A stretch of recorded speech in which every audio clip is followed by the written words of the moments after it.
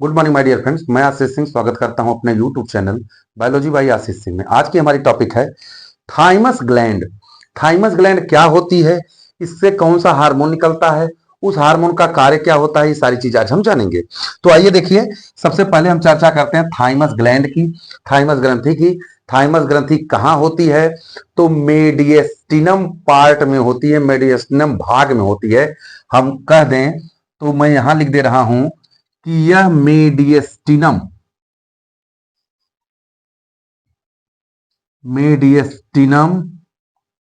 Reason में होती है।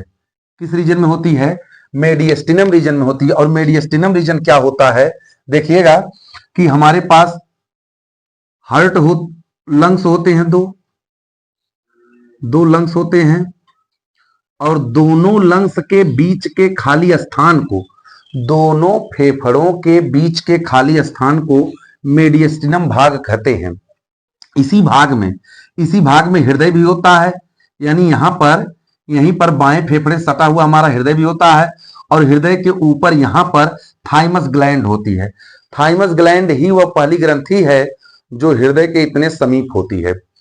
आइए हम देखते हैं thymus is a bilobed lymphoid argon.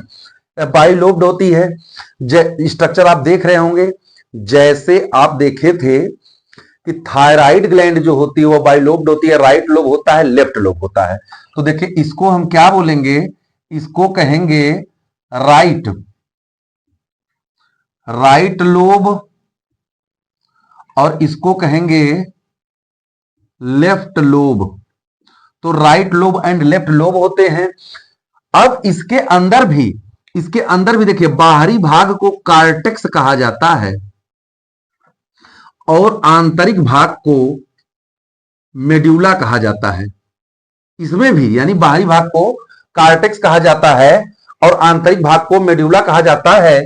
और इसमें कुछ स्पेशलाइज्ड सेल होती हैं, इसको हम थाइमिक कार्प सेल कहते हैं। हम थाइमिक कार्प सेल कहते हैं। अभी हम इनके अंदर पाए जाने वाले सेल और उसके हार्मोन की चर्चा बाद में करेंगे, पहले हम इनको देख लेते हैं। तो थाइमस इज ए बाइलोब्ड हो गया। लिम्फॉइड आर्गन से क्या संबंध है? देखिए, लिम्फॉइड आर्गन हमें रोगों से रक्षा दिलाते हैं। तो यह ग्रंथि जो होती है, यह कुछ समय के लिए हमें रोगों से रक्षा दिलाती है। मैं कुछ समय क्यों कह रहा हूं? क्योंकि एडल्ट एज के बाद यह धीरे धीरे वेस्टिजियल मानी जाने लगती है, वेस्टिजियल हो जाती है, क्योंकि इसका कार्य धीरे धीरे समाप्त हो जाता है, इसका वेट भी कम हो जाता है। आइए आगे देखते हैं हम। तो लिम्फॉइड आर्गन का मतलब समझ में आया, रोगों से रक्षा दिलाता। अभी हम आगे बता रहे हैं आपको लोकेशन कहां है। तो लोकेशन मैंने बताया कि situated in the mediastinum region. Situated कहां होती है? मेडियस्टिनम रीजन में होती है। In front of the heart के ठीक ऊपर होती है। यानी हमारा हार्ट जहां होता है, हार्ट की लोकेशन भी मेडियस्टिनम होती है, यानी दोनों फेफड़ों के बीच में हमारा हार्ट जो होता है वो बाएं फेफड़े सटा हुआ है, और ये ठीक उसके ऊपर अपर सरफेस पे पाया जाता है। देखिए, front of the heart in the upper part of sternum. Sternum किसे कहते हैं? दोनों फेफड़ों को जो कवर कर रही हैं, घेरे हुए हैं, वह थोरेसिक केज द्वारा घिरा हुआ है। इसमें 12 जोड़ी पसलियां कार्य करती हैं। 12 जोड़ी पसलियां आगे की तरफ से, देखिए आगे हमारे एकदम बीचों बीच यह जो हड्डी है, यहां पर स्टर्नम हड्डी होती है। तो स्टर्नम हड्डी से जुड़ी हुई है, और यही पसलियां पीछे जाकर के हमारे रीढ़ की हड्डी से जुड़ी हुई हैं। अच्छा, चलिए बताइए, पसलियां कितने प्रकार की होती हैं? मुख्य रूप से 3 प्रकार की होती हैं। कौन कौन? True ribs, false ribs, floating ribs. अब आप हमें कमेंट में बताइएगा कि ट्रू रिब्स कौन होती हैं, फॉल्स रिब्स कौन होती है, और फ्लोटिंग रिब्स कौन होती हैं। आइए, तो यह स्टर्नम के ठीक ऊपर होती है, यानी हमारी स्टर्नम की हड्डी है, और उसके ठीक ऊपर यहां पर थाइमस ग्लैंड पाई जाती है। Thymus is an endocrine gland. देखिए, मैंने क्या कहा? Thymus is an endocrine gland, मतलब थाइमस कोई ना कोई हार्मोन छोड़ेगा। थाइमस से थाइमोसिन हार्मोन निकलता है। कौन हार्मोन? थाइमोसिन हार्मोन निकलता है, जो हमें रोगों से रक्षा दिलाता है। आगे अब हम देखेंगे नियरेस्ट टू द हार्ट, और यही वह ग्रंथि है जो हार्ट के बहुत नजदीक होती है, समीप होती है। इसकी ओरिजिन की बात कर लें, इसकी ओरिजिन इंडोडर्मल होती है। मैंने बताया है कि हमारे संपूर्ण बॉडी का निर्माण जो होता है वह 3 प्रकार की डर्म से होता है, एक्टोडर्म, मीसोडर्म, इंडोडर्म। तो इसका निर्माण जो होता है वह इंडोडर्म से होता है। इसका वेट देखिए कितना होता है। वेट की बात करें, एट बर्थ, जब जन्म होता है, जब बच्चे का जन्म होता है तो उसके कुछ दिन के बाद यह 10 से 12 ग्राम की होती है। मैंने बताया कि जब हम थोड़े से एडल्ट होते हैं उसके बाद यह ग्लैंड जो होती है वो धीरे धीरे वेस्टिजियल हो जाती है, 10 से 12 ग्राम की होती है। एट प्यूबर्टी यह 20 से 30 ग्राम की होती है। प्यूबर्टी किसे कहते हैं, मैंने पिछले लेक्चर में बताया था कि टेस्टिस और ओवरी जो होते हैं वह FSH और LH के प्रभाव से, फॉलिकल स्टिमुलेटिंग हार्मोन और लुटिनाइजिंग हार्मोन के प्रभाव से एक्टिवेट हो जाते हैं। जब एक्टिवेट होते हैं तो उसमें स्पर्म का फॉर्मेशन होने लगेगा, टेस्टिस में और ओवरी में ओवम का फॉर्मेशन होने लगेगा और हमारे शरीर में बहुत सारे चेंजेस आ जाते हैं, यानी सेकेंडरी सेक्सुअल कैरेक्टर का डेवलपमेंट होता है। तो इस कंडीशन को हम प्यूबर्टी पीरियड कहते हैं, यानी जब हम जवान होते हैं तब की बात है। तो उस समय इसका वेट जो होता है वह 20 से 30 ग्राम होता है। और ओल्ड एज जब आती है, अब धीरे धीरे मैंने कहा कि अब वेस्टिजियल हो जाती है, अब ओल्ड एज में इसका वेट जो है 3 से 6 ग्राम का हो जाता है, वेस्टिजियल मानने लगते हैं इसको। Thymus is active in young, यानी जब हम यंग होते हैं तब ये एक्टिव होती है और धीरे धीरे इनकॉन्स्पिक्यूअस होती जाती है after sexual maturity. Sexual maturity के बाद धीरे धीरे ये अप्रत्यक्ष होने लगती है या रहती है, इसका काम नहीं होता। इस प्रकार की इसमें क्रियाविधि होती है। According to the ones of the theories of ageing decline, देखो एज के अनुसार, एज के अकॉर्डिंग चलने पर ये डिक्लाइन होने लगती है, डिसअपीयरेंस आने लगता है। किसमें, थायराइड ग्लैंड में। आइए अब हम देखते हैं कि इसमें सेल कौन सी पाई जाती है और उसमें कौन हार्मोन निकलता है, उसका फंक्शन क्या है। आइए, थाइमस में क्या क्या चीजें पाई जाती हैं, कौन सी सेल पाई जाती है और उससे कौन सा हार्मोन निकलता है, उसकी चर्चा करते हैं। देखिए, thymus consist of peripheral cortex and central medulla. मैंने पहले बताया था कि इसमें बाहरी भाग को कॉर्टेक्स कहेंगे और आंतरिक भाग को मेडुला कहेंगे, और मेडुला के पास क्या था, thymic corpuscles.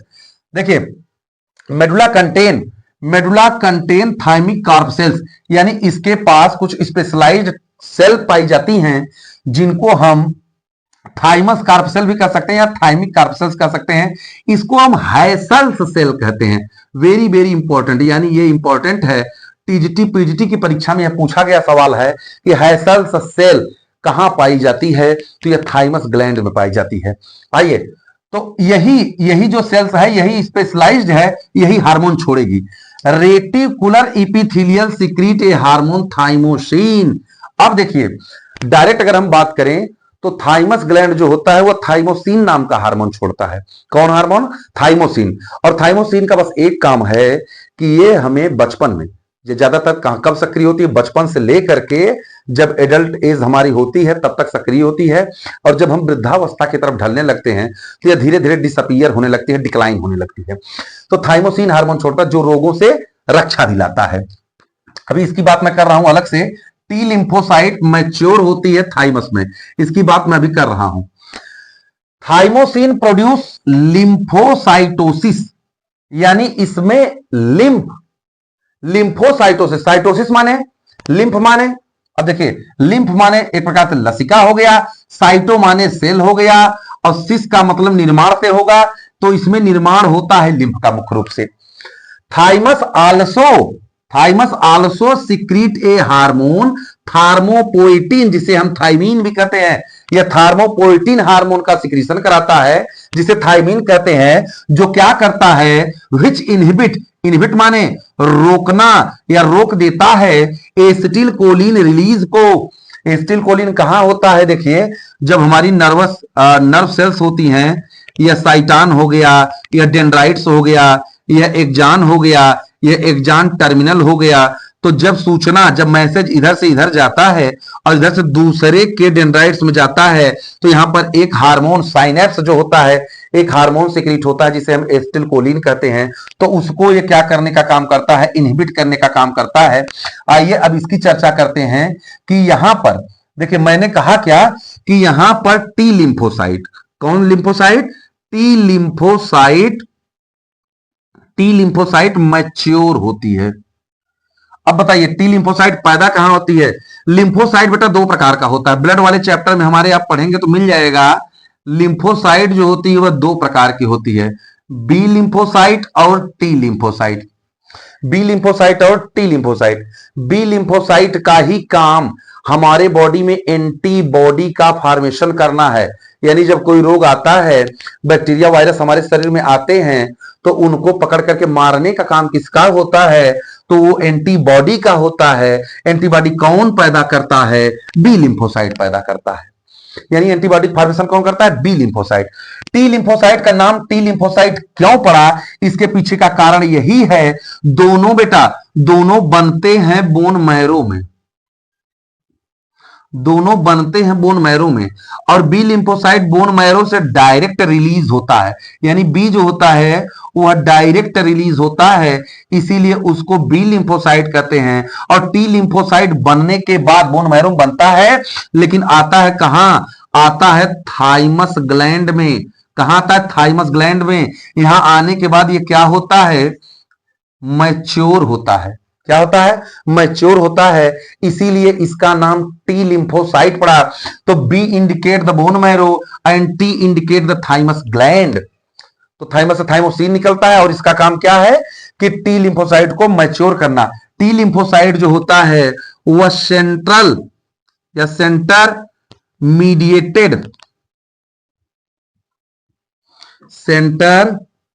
Mediated immunity provide कराता है, यानी हमारे बॉडी में सेंट्रल मीडिएटेड इम्यूनिटी प्रोवाइड कराता है। और बी लिम्फोसाइट जो होता है वह ह्यूमोरल इम्यूनिटी, कौन इम्यूनिटी?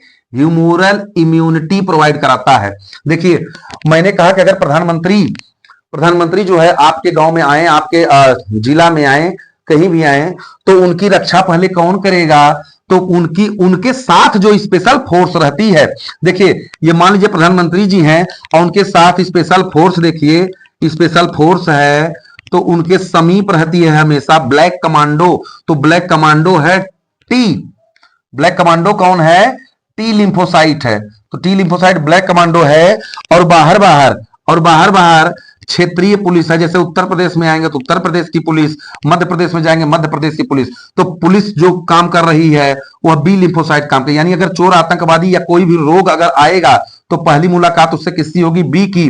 तो बी जो है कि वह बह रहा है प्लाज्मा में, हमारे ब्लड में बह के काम करता है, वो उनसे लड़ाई होगी।